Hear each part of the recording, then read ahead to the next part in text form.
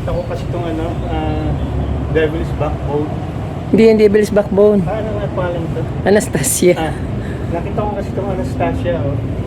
Pangit na masyado na siyang mahaba. Maganda itong gawin hangin.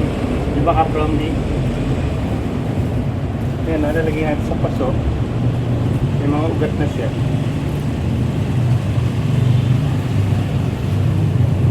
Tapos gumagawa ko ng lupa na merong coconut husk. Kasi pagka yung ginawa mo, pagka yung inano mo, yung binitin mo, madali mo tuyo yung lupa. Eh yung coconut husk, nag-absorb siya ng, ng moisture at tubig. Maganda siya pang hangin. Tapos yung paso, kahit ipaso mo kahit hindi pang hangin, bubutasan mo lang yan, lalagyan mo ng ng alambre. Pwede na siyang hanging pot. Mamaya papakita ko kung paano. Bubutasan natin dyan tatlo. Hanging pot na siya. Anong ginamit mong soil? Yung nabibili na sa circle, 30 pesos lang pag marami bibilin mo. Garden soil. Garden soil na yon. Tapos lalagyan mo ng ng coconut husk para lang mag-moist siya. Yan. Ganun pala yun. Bawasan muna natin. Mas maganda to eh. Ilagay mo na lang lahat din. Ito, mas maganda to. Ayun, yun. Oh, mas maganda to. Ang haba na, oh. Magandang hangin, oh. Diba?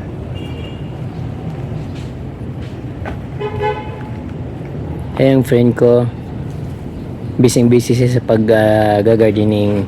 Pero ang purpose namin, kaya namin inaalis yung yung mga Anastasia dyan sa gilid kasi magla-landscape kami dito. Dahil yung mga, dyan, yung mga grass, yung Bermuda grass, hindi gumaganda dahil hindi siya nainita, hindi siya natatama ng araw. Kaya lalagyan namin ng mga stones, white stones sa graba. Ayan.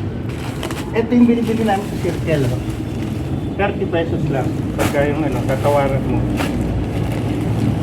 Ano yun, garden soil, organic soil? Anong mga mix ng garden soil?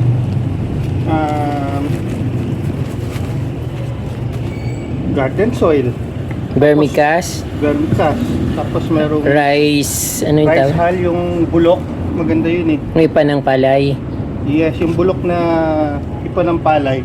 Pag bulok yan, parang fertilizer na rin. Ano yung soil na ginagamit? Hindi ko alam kung anong soil ang ginagamit nila, pero buhaghag siya. Pero yung mix niya, ito from yung ginagamit namin na yung garden soil. Pero andito yata ingredients, wala ba? Walang ingredients. Ayun, wala eh.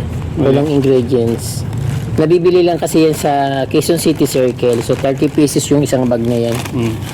Bali, ang laman niya, mayroon akong nakikita na Yan, mga ipa ng palay na mangilan-ngilan, tapos dinurog ng mga dahon.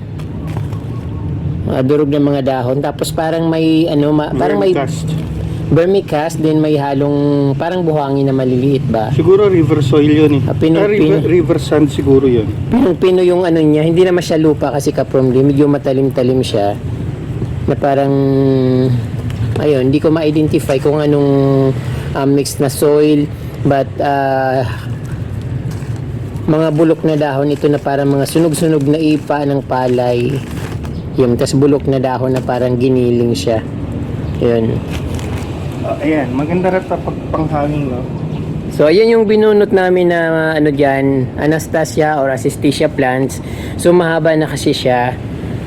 Perfect na siya na pang, yung tawag dun, pang hanging plant. Hanging plants, ayan. So, pwede na siyang pang decor. Pero kailangan siyempre dahil binunot namin dyan sa, dyan sa soil, na dapat diligan kagad siya kasi naputol yung ibang ugat niya. So hindi naman siya mamamatay kasi hindi naman siya hindi naman siya sensitive, but kailangan talagang diligan siya. Pero hindi niyo pa itatanim, ilagay niyo sa tubig. Oo, tama. Ang mukha nito, ilagay niyo sa tubig. Tama.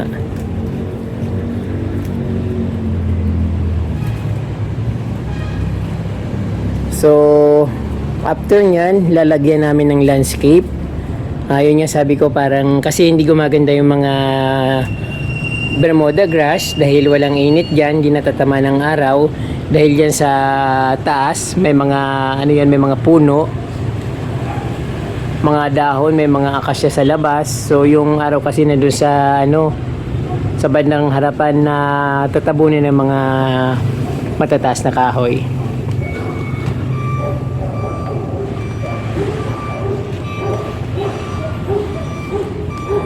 So, inlalagay naming ano, mga anong tawag doon, mga graba or white stones. Pero dadalawang sako pa lang nabili namin na white stones. Siguro bahala na yung friend ko kung anong dadagdag niya. Tanggal ko yung masala. Okay lang yan. Dadagdagan ko na lang. Yung mga tuyo-tuyo. Namin tayo.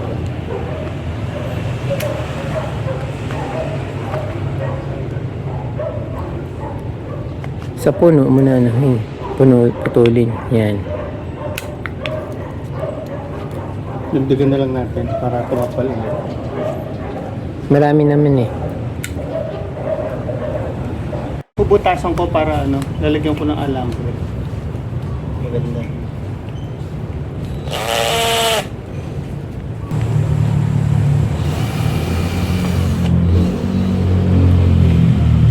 Tatlong butas.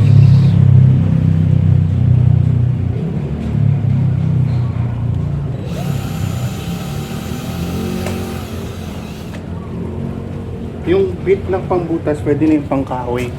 Makabutas na yun ng plastic.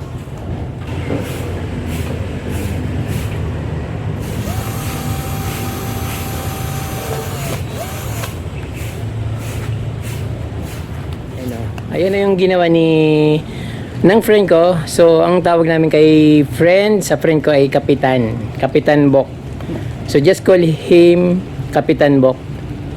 Ulitin mo yun. Kapitan lang, huwag na yung bok. Kapitan lang. Captain. So, ayan, Kapitan or Captain. Just call him Captain or Kapitan. Kapitan lang ano. Kapitan ng barko. Yung mga ferns, pwede na natin, pwede na to itanim mo dito sa paligid ng ano, o kaya sa, lagay mo sa maliliit na paso. Ayusin, mas maganda. Nabubunot ko siya. Alis, bunutin ba? Huwag na muna, mamaya na. Sana natin doon. Wala lang sa eh. Pag binunot mo, wala lang pa. Mamaya na. Inaano kasi yung ano eh.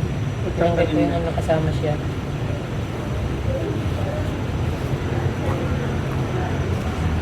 Ano gagawin natin?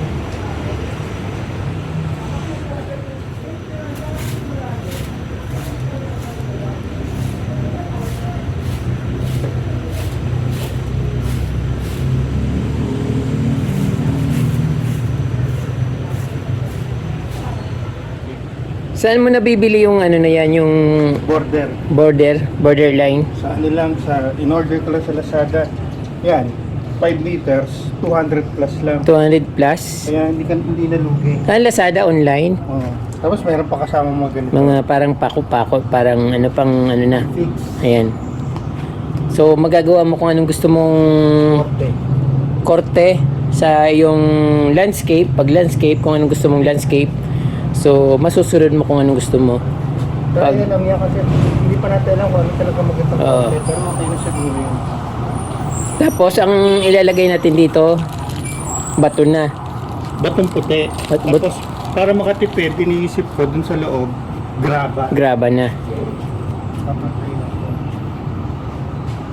Siguro ito mas maganda pagka wala. Subukan natin tanggalin.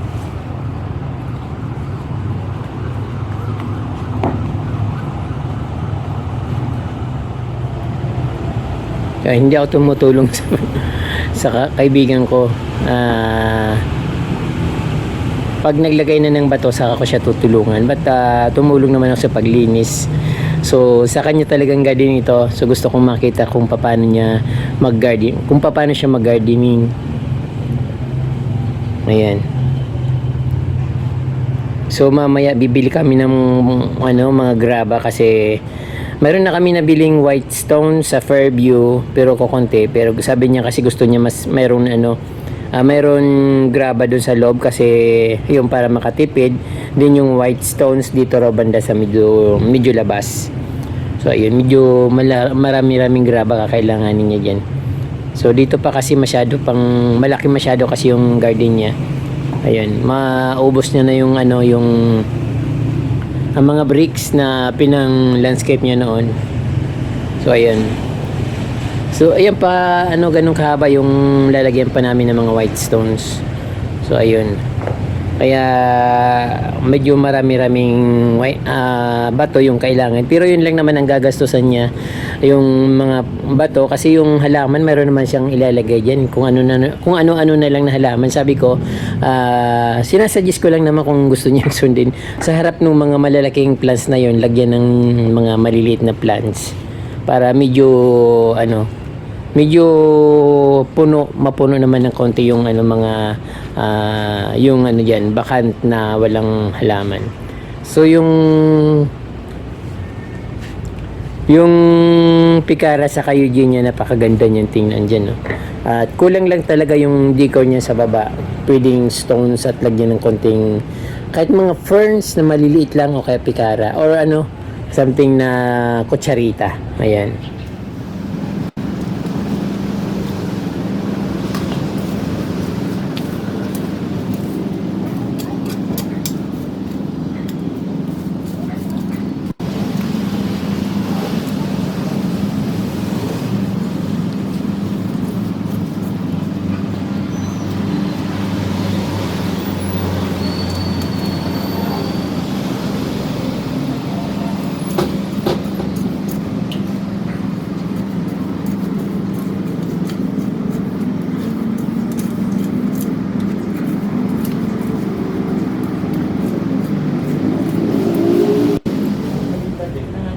Baliktad.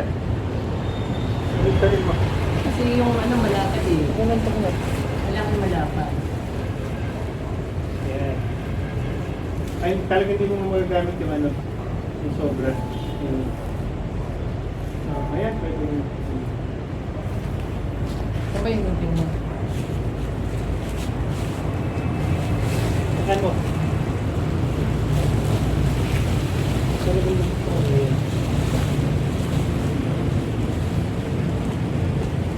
Gusto mo? Pwede naman yung natuwasan, pwede hindi ito. Hanggang saan ba yung bato? Dito kaya?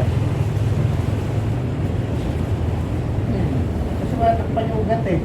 Ganyan lang. Matatakpan yung ugat, may madibiligan. Ganyan lang siguro. Diba? Ipiligin mo.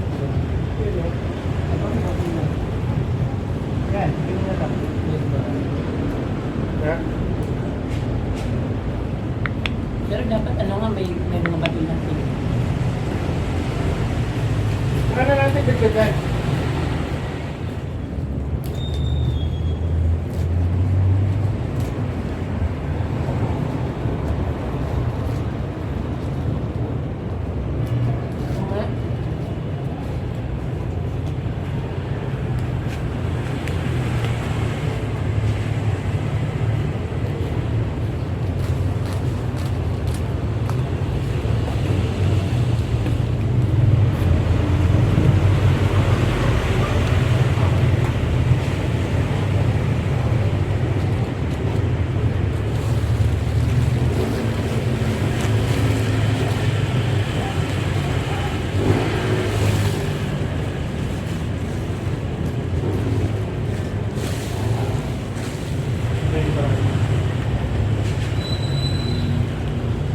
Huwag mo pinakati.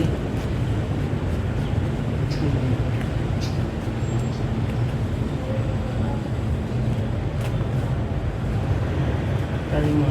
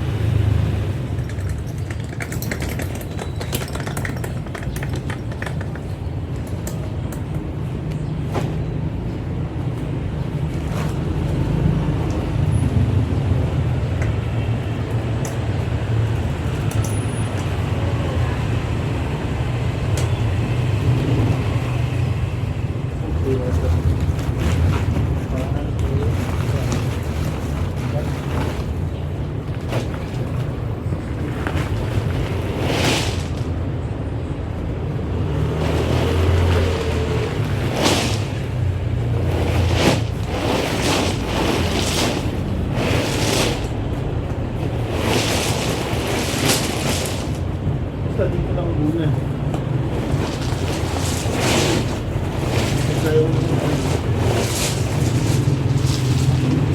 Pagka yung kulit.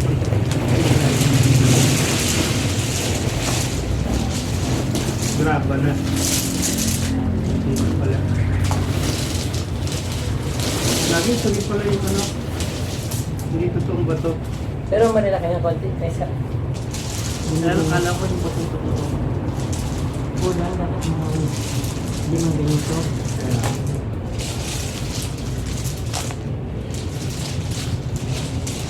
Dahil may hindi.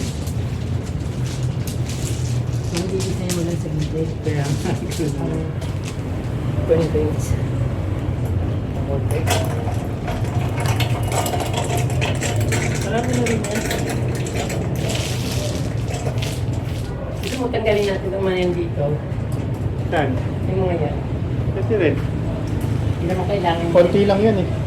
Marami yan. Lagi, huwag ka masyado, kahit kaya mo, huwag ka magbubuhat na mabigat.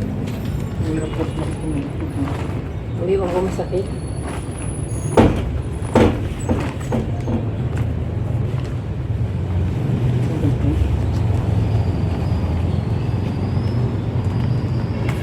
Kailangan nyo masaktan ba yung lupa?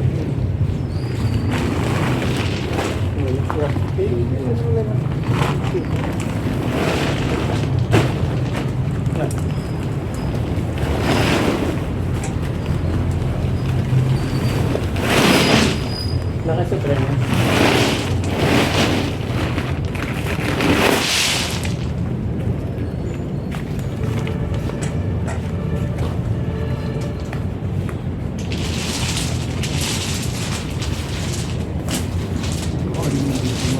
Tama yung sabi ko sa'yo na pag gano'n lang, kasi pang ano lang ito.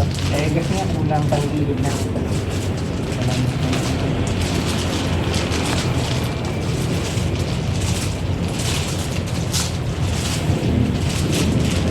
Kita yung bato.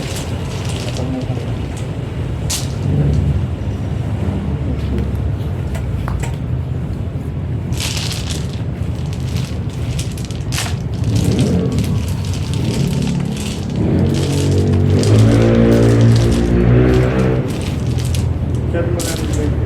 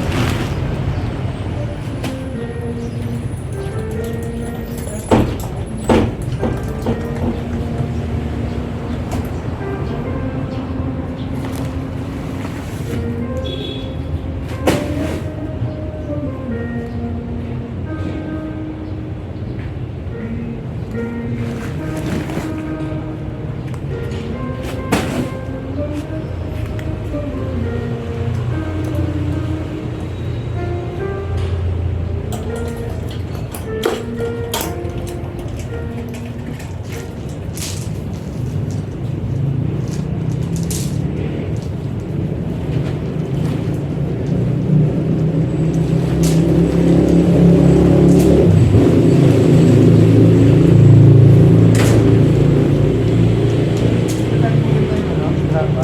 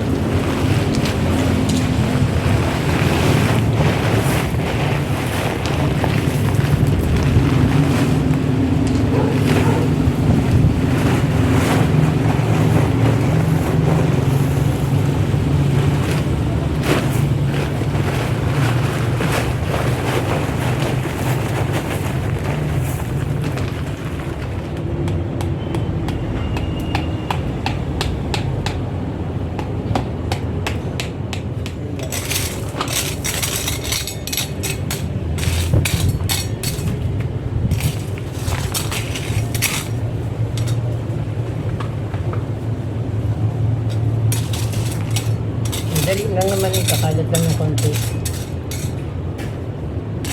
Anong gagawin dyan? Anong gagawin? Saan? Dito.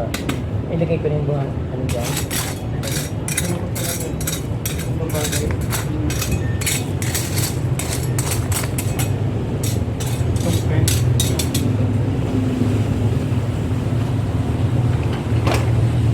Ito, binili ko na to sa Shoemart.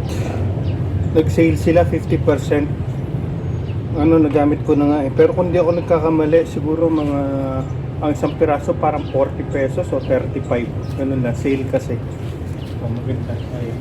Kaya pagka yung mga sale, bibili kayo, tatago nyo lang. Pag gagamitin nyo,